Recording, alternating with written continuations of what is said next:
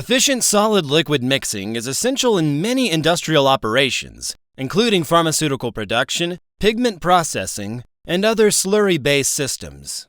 These processes often require uniform suspension of particles to ensure consistent product quality. However, the process becomes much more challenging when particle concentrations are high. In such conditions, solids tend to settle, burying the impeller and increasing the energy requirement to restore suspension. In such systems, even small design choices like impeller elevation can strongly influence process stability and efficiency. In a recently published study, researchers from Nagoya Institute of Technology, Japan, investigated dense solid-liquid mixing in a flat-bottom cylindrical vessel using a 6-blade Rushton turbine. They examined how impeller placement affects mixing behavior and energy efficiency in suspensions containing 20 to 70 Wt% solid particles, under both baffled and unbaffled conditions.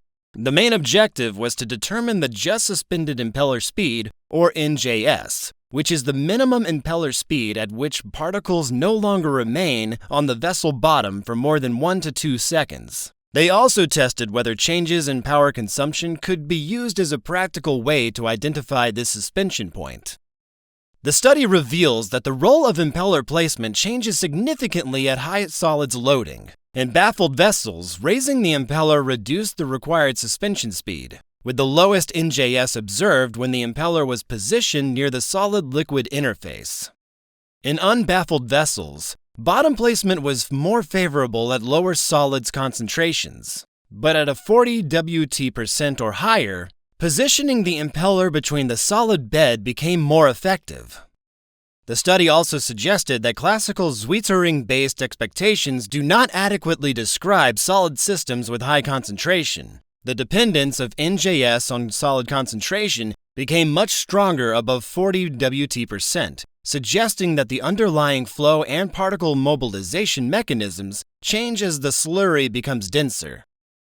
Overall, this work shows that impeller elevation is not a minor operating detail, but a critical parameter for improving suspension performance and designing more efficient dense slurry processes.